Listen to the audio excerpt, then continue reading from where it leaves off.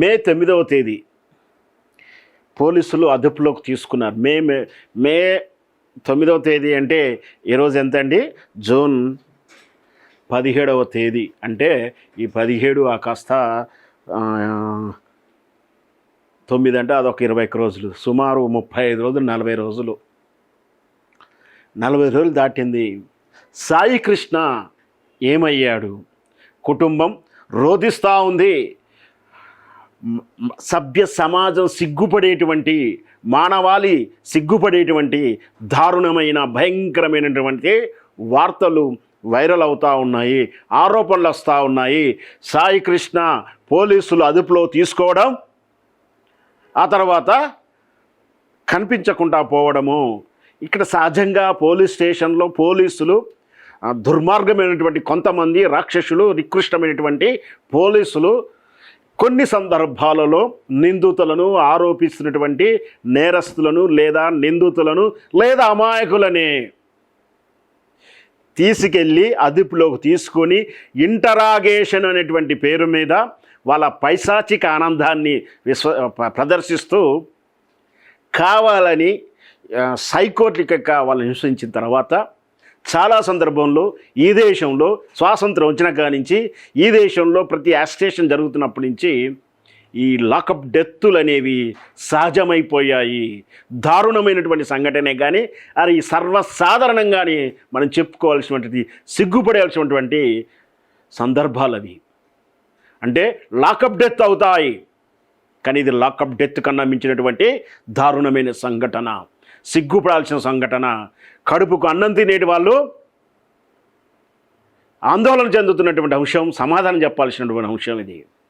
ఎందుకంటే పోలీసులు అదుపులో తీసుకోవడం తెలుసో తెలియకో, వికృత స్టేషన్లకో, షాడిజానికో, వాళ్ళ సైకోయిజానికో, ఎదుకో అదుకో వాళ్ళని ఇంట్రాగేషన్ 3rd డిగ్రీ పెడితే కొన్ని సందర్భంలో చచ్చేదాకా కొట్టాలనే టార్గెట్గా పనిచేయడం, వాళ్ళ పైశాచిక ఆనందానికి నిదర్శనంగా వాళ్ళని దాడి చేస్తే అనుకోకుండా కొన్ని సందర్భంలో అంటే చచ్చేదాకా కొట్టాలని కొట్టడం, లేదా చిన్నపాటి దెబ్బలకే నిందితులు లాకప్లో చనిపోవడాలు జరుగుతూ ఉంటాయి.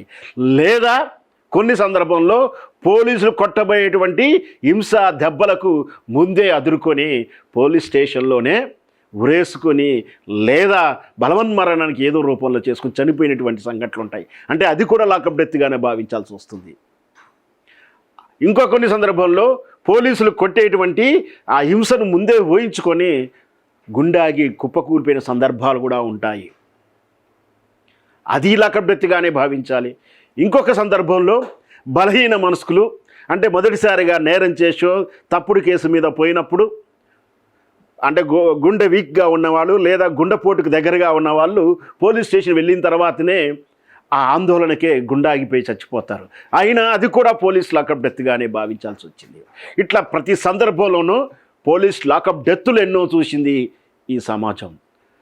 దార్శనిక బాబాసాహెబ్ అంబేద్కర్ గారు మనిషికి జీవించే హక్కు, మాట్లాడే హక్కు, పత్రికా స్వేచ్ఛ హక్కులు, చాలా హక్కులు ప్రసాదించినప్పటికీ వాటిని హరించేటువంటి దుర్మార్గులైనటువంటి పాలకుల వ్యవస్థ, బ్యూరోక్రాట్స్, పోలీస్ వ్యవస్థ వాటి అనుక్షణం ఎక్కడో ఒక మూలలో ఈ దేశంలో, ఈ రాష్ట్రంలో ఎక్కడో అక్కడ ప్రతినిత్యం ఉల్లంఘన జరుగుతూనే ఉంది. మాట్లాడడానికి వీల్లేదు, మీరు కనీసం రీట్వీట్ కూడా చేయడానికి వీల్లేదంటే దుర్మార్గులు ఇప్పుడు రాజ్యం వెళ్తున్నారు. 2 తెలుగు రాష్ట్రాలలో దుర్మార్గమైనటువంటి పాలన నడుస్తూ ఉంది. భావస్వేచ్ఛను కూడా హరిస్తున్నటువంటి విధానం చూస్తున్న ఈ రోజుల్లో ఇక ఇట్లాంటి సంఘటనలు జరగవా అంటే జరుగుతాయి. ఇంత ఈజీ అవే జరగలేదు, ఇవి జరగవా? లాకప్ డెత్తులే చూసింది ఈ సమాజం. కానీ ఇప్పుడు లాకప్ డెత్తుకు మించినటువంటి దారుణమైన సంఘటన ఏమిటంటే పోలీసులు ఇతని లాకప్ డెత్తులు అంటే చంపారని చెప్పాలి. వాస్తవానికి అయితే ఆ కొట్టిన దెబ్బలకే చచ్చిపోయాడో చంపాడో, కావాలని ముక్కు మూసి చంపారో, గొంతు పిసికి చంపారో. ఎందుకు అంటే ఇతను దెబ్బలకే చచ్చిపోయి ఉంటే అంత దారుణానికి తెగబడరు పోలీసులు. ఇక్కడ నేను చెప్పబోయేటువంటి ఈ వార్తలు ముఖ్యంగా ఇప్పుడు అందుతున్నటువంటి బాధితుల లేదా విజయవాడ నగరంలో జరుగుతున్నటువంటి ప్రచారాలు, ఆరోపిస్తున్నటువంటి ఆరోపణల సారాంశం నేను చెప్తున్నాను. ఇవి నిజమా కాదా తేల్చాల్సిన బాధ్యత ఆరోపణలు ఎదుర్కొన్నటువంటి పోలీస్ విభాగం, ఆంధ్రప్రదేశ్ పాలనా విభాగం నిగ్గు తేల్చాలి, వీటికి సమాధానం చెప్పాలి. ఇవి ఆరోపణలు అవాస్తవం చెప్పాలి, లేదా మీరు తప్పు చేశారని ఒప్పుకోవాలి. ఇక్కడ జరిగింది ఏమిటి? ఇక్కడ చనిపోయిన తర్వాత ఇతన్ని గుట్టు చప్పుడు కాకుండా అంత్యక్రియలు చేసేసి కాల్చి బూడిద చేసి బూడిద కూడా మాయం చేసినటువంటి దుర్మార్గమైన ఆరోపణలు వస్తున్నాయి పోలీసులు చేశారని. ఇదంతా దారుణమండి. సభ్య సమాజం సిగ్గుపడాలి. మనుషులనేవాడు, కడుపుకు అన్నం తినేవాడు చేసే దారుణమైనటువంటి కృత్యం ఇది.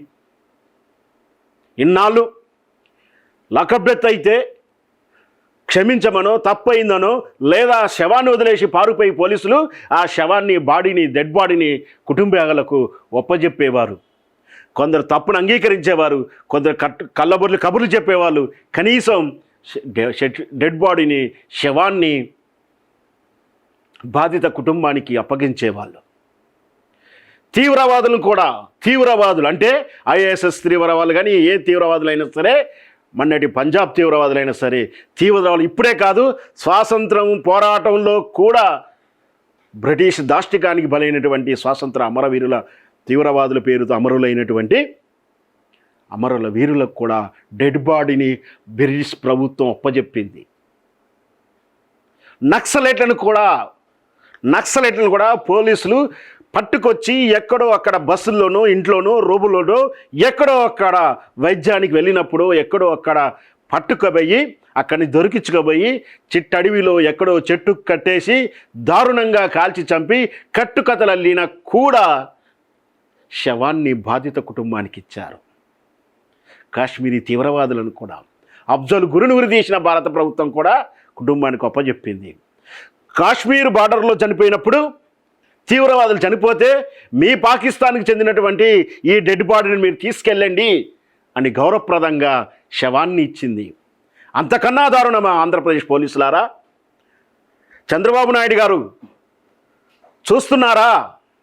పవన్ కళ్యాణ్ గారు, మీరు 3000 మహిళలు మాయమైపోయారన్నారు. ఆయన ఇప్పటికి నిమ్మకు నేరెత్తినట్టే ఉన్నారు. సుగాలి ప్రీతి విషయంలో మీరు రాడిన రాక్షస క్రీడ ఇంకా గుర్తుంది. మరొక దాష్టికమా? మీ పాలనలో దేవుడి పాలన, మీరొస్తే మాకు మంచి జరుగుతుంది అనుకునే ఆంధ్రప్రదేశ్ ప్రజలు, మీరు టీడీపీతో దోస్తు కట్టినా కూడా నిన్ను గెలిపించుకొచ్చారు. టీడీపీని చాలా సందర్భంలో ఓడగొట్టారు. మీకు 100% స్ట్రైక్ రేట్ ఇచ్చారు. మీ పాలనలో మీరు చెప్తున్నటువంటి విధానంలో న్యాయం జరుగుతుంది, ధర్మం జరుగుతుందని సాక్షాత్తు ఎమ్మెల్యేలే చింతమనేని గారే ఎట్లాంటి అరాచకం చేశాడో చూశాం. వాళ్ళకు బుద్ధి చెప్పి మళ్ళీ ఇంకొక పార్టీ అవకాశం ఇస్తే వాళ్ళని కాదు మళ్ళీ మీకు అవకాశం ఇస్తే నిన్న చూశాం చింతమనేని గారు స్వయాన వాళ్ళ పార్టీ నాయకుల మీదనే ఏ విధంగా గుండాగిరి చేశాడు. ఇంత దారుణంగా జరుగుతుంటే శాంతి పద్ధతులు ఎలా అదుపులో ఉన్నాయని ప్రశ్నించాల్సి వస్తుంది. సాయి కృష్ణను తీసుకెళ్ళి చంపేశారని చెప్పేసి సాక్షాత్ ప్రతిపక్ష పార్టీ కూడా ఆరోపిస్తూ ఉంది. ఎక్కడ వెళ్ళారు, ఏం జరిగాయో కూడా స్పష్టంగా చెప్తా ఉన్నారు. సాయి కృష్ణని చంపేస్తామని కూడా ముందుగానే తల్లిదండ్రులకు చెప్పారట. నేను ఇక్కడ చెప్తా ఉన్నాను, సాయి కృష్ణ నేరస్తుడే కావచ్చు, ఇతని మీద గంజాయి, గుండా, రౌడ్ షీట్ అనే కేసులు ఉన్నాయి, ఉండవచ్చు. భారత సూక్ష్మశృతి ప్రకారం కానీ భారత రాజ్యాంగ స్ఫూర్తిగా నేను చెప్తుంది, నేరస్తుల్లో పరివర్తన తీసుకురావాలని చెప్తా ఉంది. ఆ తగినటువంటి విధానం తీసుకురావాలని చెప్పింది. అలా ఉండాలి అని చెప్పింది. శిక్షణ కాలం కూడా అలాంటి ప్రయత్నాలు చేయాలని చెప్పింది. కానీ చంపమని చెప్పలా. యావత్తు ప్రపంచమంతా ఉరిశిక్షని రద్దు చేస్తున్నటువంటి వైనం. అందున ప్రజాస్వామ్యం, ప్రపంచంలోని అతిపెద్ద ప్రజాస్వామ్యమైనటువంటి దేశంలో ఉరిశిక్షను రద్దు చేసేటువంటి ప్రక్రియ ఉంది. అంటే నేరస్తుల్లో పరివర్తన కోసం ప్రయత్నం చేయాలి, కానీ చంపమని ఎక్కడా చెప్పలే. ఇతడు నేరస్తుడే కావచ్చు, నేరస్తు కూడా హక్కులు ఉన్నాయి, గౌరవప్రదమైనటువంటి జీవనం ఉంది అతనికి, అతనిలో పరివర్తన తీసుకురావాలని చట్టాలు చెప్తా ఉన్నాయి. ఈయనను తీసుకెళ్ళి బిర్యానీ దింపేమనే కోలా తాగించామని నేను చెప్పట్లేను. మీరు నిన్న మొన్న చేస్తున్నారు కదా, ఈ తెలంగాణ రాష్ట్రంలో కూడా ఒక మహాద్భుతమైనటువంటి అత్యాచార బాధితులకి ఏ విధంగా రాచమర్యాలు జరుగుతున్నాయో చూస్తూనే ఉన్నాం కదా. మీరు చేసుకోండి. మీరు గులాంగిరి చేసుకోండి, కానీ ఇతనికి బిర్యానీ తినిపోమని చెప్పట్లేం. మీరు నేర సమాచారం రాబట్టే ప్రమేయం ఉంది, ప్రమాణం ఉంది, దానికి ప్రామాణికత ఉంది, దానికి అంతవరకు చేయాలి. పొరపాటున చనిపోయాడనుకో, బాధితుల కుటుంబానికి కూడా శవాన్ని ఇవ్వకుండా మీరే అంత్యక్రియలు చేస్తారా? ఇది ఎక్కడి దారుణం? శవాన్ని మాయం చేస్తారు, బూడిద చేసేస్తారు. అంటే ఇక్కడ శవాన్ని బూడిద చేశారంటే ఇది లాకప్ డెత్తే కాదు, లాకప్ హత్య అని చెప్పాలి. ఇక్కడ మళ్ళీ స్పష్టంగా చెప్తున్నాను, లాకప్ డెత్ అంటే లాకప్లో అనుకోకుండా చనిపోయే మరణం లాంటిది. లాకప్ మర్డర్ అంటే లాకప్లో చంపారు, చంపితే పోస్ట్ మార్టం రిపోర్ట్లో విషయాలు బయటపడతాయనే శవాన్ని లేకుండా చేశారు. శవం లేకుండా పోతే కేసు నిలబడదనేటువంటి దుర్మార్గమైనటువంటి ఆలోచన చేశారేమో. మే 9వ తారీఖు తీసుకెళ్తున్నప్పుడు సాక్ష్యాలు ఉన్నాయి. తీసుకెళ్ళిన తర్వాత పోలీస్ స్టేషన్కి కుటుంబం తల్లిదండ్రులు వెళ్తే మీ అబ్బాయినికి దండ వేసుకోండి అని చెప్పాడు. ఖచ్చితంగా టాస్క్ తీసుకొని పనిచేశారని చెప్తా ఉన్నారు. ఇక్కడ ఇదంతా జరిగితే వీళ్ళు మొత్తం బాధితులు మనకు తెలుసు కోర్టుని ఆశ్రయిస్తారు. కోర్టును ఆశ్రయించినప్పుడు ఐపీపీఎస్ కార్పస్ అంటారు. మీరు పోలీసులు కనుక ఈ సదరు వ్యక్తిని తీసుకెళ్ళి ఉంటే వెంటనే తీసుకొచ్చి కోర్టుకు సబ్మిట్ చేయండి, లేదా కుటుంబానికి ఒప్పజెప్పండి అని చెప్పేసి కోర్టు సమక్షంలో అది కూడా వస్తుంది. ఐపీపీఎస్ కార్పస్ దాఖలు చేశారు. రేపు బహుశా 26, 29 కేసుకు సంబంధించినటువంటి వాయిదా ఉంది. ఆ వాయిదాలోపు పోలీసులు ఏం డ్రామాలు కట్టుకథలు అల్లుతారో, ఏం చేస్తున్నారు లోపలికి వెళ్ళి. అయితే ఇది కుల సంఘాల మధ్య పంచాయతీ మొదలైంది. రాజీ కుదిరింది, రాజీకి ప్రయత్నం చేస్తున్నారు వీళ్ళ కుల నాయకులు. పవన్ కళ్యాణ్ గారి సామాజిక వర్గానికి చెందిన వారే, వంగవీటి మోహన్ రంగు సంబంధించినట్టు వాళ్ళని తెలుస్తూ ఉంది. వాళ్ళ కుల పెద్దల నుంచి రంగుల దింపి ₹1,00,00,000 బేరం పెట్టారట. ధర్మాన్ని, న్యాయాన్ని, చట్టాన్ని, హక్కులని, రాజ్యాంగాన్ని బంధపెడుతూ వీళ్ళు ₹1,00,00,000 ఇస్తా, మీరు నోరు మూసుకోండి అని చెప్పి శవానికి రేటు కడుతున్నటువంటి ఆ చక్రం తిప్పే జననాయకుడు ఎవరో బయటికి రావాలి. గుసగుసలు వినిపిస్తూ ఉన్నాయి. ₹1,00,00,000కు రాజీ కుదిరిస్తానికి ఒక పెద్ద కులనాయకుడు, జననాయకుడు ప్రయత్నం చేస్తున్నాడు, వెనకాల చక్రం తిప్పుతున్నాడని ఆరోపణలు వస్తున్నాయి. ఆ జననాయకుడు ఎవరో, ఆ కుల నాయకు పెద్దడు ఎవరో బయటికి రావాలి. ₹1,00,00,000కు నీ కుటుంబ వ్యక్తి కూడా చంపి 1,50,00,000, 2 కోట్లు ఇస్తే ఇలాగే మౌనంగా ఉంటావని కూడా ప్రశ్నిస్తూ ఉన్నాను నేను. ఖచ్చితంగా వీటి మీద నిజాలు నిగ్గు తెలవాల్సిందే. సభ్య సమాజం సిగ్గుపడుతుంది. ముఖ్యంగా మళ్ళీ స్పష్టంగా చెప్తున్నాం, ఈ విషయంలో పోలీసులు తప్పు లేకుండే, పోలీసులు అదుపులోకి తీసుకోలేదని చెప్పి నిరూపించుకోవాలి. లేదా తీసుకెళ్ళిన తర్వాత మా ప్రమేయం లేకుండా జరిగిపోయింది అని చెప్పాలి. లేదు మా నుంచి అతను తప్పించుకున్నాడని చెప్పాలి. ఏదో ఒకటి ఆరోపణ లేకపోతే ఈ ప్రజల్లో ఉన్నటువంటి ఈ అనుమానాలు విజయవాడలే అక్కడికి వెళ్తే ప్రతి ఒక్కరూ చెప్తా ఉన్నారు, ఇది హత్యే, లాకప్ హత్యే, ఇది లాకప్ డెత్ కాదు అని. ₹1,00,00,000 బేరం పెడుతున్నారని, జననాయకుడు వెనక చక్రం తిప్పుతున్నాడని, కులనాయకుడు తిప్పుతున్నారని చెప్తున్నాడు, అతను బలవంతం పెడుతోందని చెప్తున్నారు. దీనికి ఖచ్చితంగా తప్పు జరిగి ఉండవచ్చు. పోలీసులారా, ఆంధ్రప్రదేశ్ పోలీసులారా, తప్పు జరిగి ఉండవచ్చు, పొరపాటు జరిగి ఉండవచ్చు. మీరందరూ చేయలే. ఒక దుర్మార్గుడు ఎవరో పొరపాటు వలన తప్పు జరిగితే వ్యవస్థ, మీ పోలీస్ విభాగం, ఆంధ్రప్రదేశ్ ప్రభుత్వ విభాగం, ఇటు బ్యూరోక్రాట్స్ అండ్ పాలనా వ్యవస్థ మొత్తం అప్రతిష్ట పాలవుతూ ఉంది. ఒక్కడు చేసిన తప్పు, ఒక్కడి సైకోయిజానికి, ఒక్కని తప్పుకు మొత్తం డిపార్ట్మెంట్ మొత్తం బలవుతుంది. ఖచ్చితంగా తప్పును తప్పుగా ఒప్పుకోండి. ఖచ్చితంగా లేదు అంటే ఇతను బ్రతికే ఉంటే ఒప్పజెప్పండి. ఏం జరుగుతుంది రేపు ఐపీఎస్ కార్పొరేస్ వాయిదా జూన్ 26, 27 తారీఖు ఏదో ఉంది. ఆ రోజు ఏం జరగబోతుందో అని చాలా ఆసక్తికరంగా ఎదురు చూస్తున్నాం. ఈ కేసుని రకరకాలుగా మ్యానిపులేట్ చేయాలని ప్రయత్నం చేస్తున్నారు. కుల సంఘాలని రాజకీయ నాయకుడు ఒత్తిడి చేస్తూ ఉన్నాడు, బేరాలు పెడతా ఉన్నారు. వాటికి తలగ్గకుండా ఏం జరుగుతుందో వేచి చూద్దాం. మొత్తం మీద మొదటిసారిగా హీనాతిహీనంగా శవాన్ని కూడా గౌరవించినటువంటి పాలన వచ్చింది. శవాన్ని కూడా గౌరవించినటువంటి తీరు మనం చూస్తూ ఉన్నాం. ఒక తీవ్రవాది కన్నా ఘోరంగానా, ఒక నక్సలైట్ కన్నా ఘోరంగానా, ఒక టెర్రరిస్ట్ కన్నా ఘోరంగా శవానికి కూడా గౌరవించలేనటువంటి భావదారిద్ర్యంలోకి పాలన వస్తే రాబోయే రోజుల్లో ఇంకెలా ఉంటుందనే ఆందోళన. రాజ్యాంగ స్ఫూర్తి ఎక్కడికి పోతుంది? మానవ సమాజం, మానవ హక్కులు, ఇన్నాళ్ళు మనం మానవ హక్కుల గురించి పోరాటం చేశాం. ఇప్పుడు శవ హక్కుల గురించి ఆ పోరాటం చేసాం. దరిద్రమైన వ్యవస్థలోకి వెళ్ళిపోతున్నామా? మానవ హక్కుల కోసం, మనుషుల హక్కుల కోసం, జీవించే హక్కు కోసం, చదువుకునే హక్కు కోసం, బతికే హక్కు కోసం, ఈ హక్కుల కోసం పోరాడినటువంటి మనం ఈరోజు శవం కూడా హక్కులు ఉన్నాయి, శవానికి కూడా హక్కులు కలిగించండి అనే దౌర్భాగ్యమైన భావజాలంలోకి వెళ్ళాల్సిన పరిస్థితిని ప్రసాదించిన పాలకులు ఒక్కసారి ఆలోచించుకోండి. మీ కుటుంబ వ్యక్తిని కూడా భవిష్యత్తులో ఇదే పరిస్థితి వస్తే మీకు 2 కోట్లు ఇస్తే మౌనం వహిస్తారా? అదేనా? ఇట్లాగే ఉంటుందా? మరి వేచి చూద్దాం ప్రేక్షకులారా.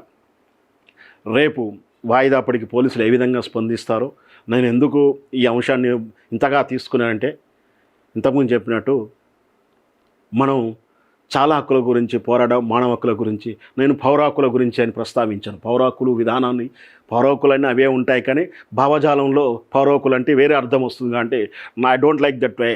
నేను దాని గురించి సమర్థించే అవకాశం లేదు. మానవ హక్కులు అంటే మనిషిగా మనకు హక్కులు ఉన్నాయి. రాజ్యాంగం ఇచ్చింది. మనిషి జీవించే హక్కు ఉంది, మాట్లాడే హక్కు ఉంది, స్వేచ్ఛగా జీవనోపాధి ఎన్నుకునే హక్కు ఉంది. ఇవన్నీ హక్కులు ఉన్నాయి. రాజ్యాంగ స్ఫూర్తి విరుద్ధంగా శవాన్ని కూడా, శవం దేవునితో సమానంగా పూజిస్తాం మనం. శవానికి అంత్యక్రియలప్పుడు అంత్యక్రియలు, చివరి క్రియలు గౌరవప్రదంగా చేస్తాం. శవం అని కూడా పార్థివ శరీరం అనాలి. యాక్చువల్గా పార్థివ శరీరానికి మన దైవ సమానంగా పోలుస్తాం. చచ్చిపోయినటువంటి వ్యక్తికి పూజిస్తాం. చచ్చిపోయిన వ్యక్తి యొక్క స్మారక చిహ్నాన్ని పూజిస్తాం. దేవునితో సమానంగా చనిపోయిన తర్వాత ఆ వ్యక్తులకు మనం ఇంట్లో కనీసం చాలామంది, చాలా కుటుంబాలలో, చాలా సామాజిక వర్గాల్లో చనిపోయినటువంటి ఇంట్లో వ్యక్తికి, ఆప్యాయంగా ఉన్న వ్యక్తులకు తన ఇంట్లో ఏ చిన్న కార్యక్రమం జరిగినా, అంటే ఒకరోజు మంచి వంట వండుకున్నా కూడా నైవేద్యం పెట్టే తింటారు. అంటే వండుకోకుండా బిర్యానీ వండినా, అంటే రోజు వంట పెట్టకుండా ఖచ్చితంగా పండుగ నాడు, పబ్బన్నాడు, కర్మకార్య నాడు అంటే ఎలాగూ చేస్తారు. అంటే చనిపోయిన వ్యక్తి అంత గౌరవిస్తున్నటువంటి ఈ విధానం మన హిందూ సనాతన ధర్మంలో. పవన్ కళ్యాణ్ అభిమానులు, జనసేన నాయకుల అభిమానులారా వింటున్నారా? మీరు సనాతన ధర్మం అనేటువంటి ఈ ధర్మంలోనే ఈ శవానికి కూడా గౌరవించే సాంప్రదాయం ఉంది. ఆ దానికి కూడా మీరు కాళ రాస్తామంటే మీకు ఈనాటి ఎర్రి జనం మిమ్మల్ని యాక్సెప్ట్ చేస్తున్నాం, కానీ దైవం నిన్ను ఎప్పటికీ క్షమించదు మిమ్మల్ని.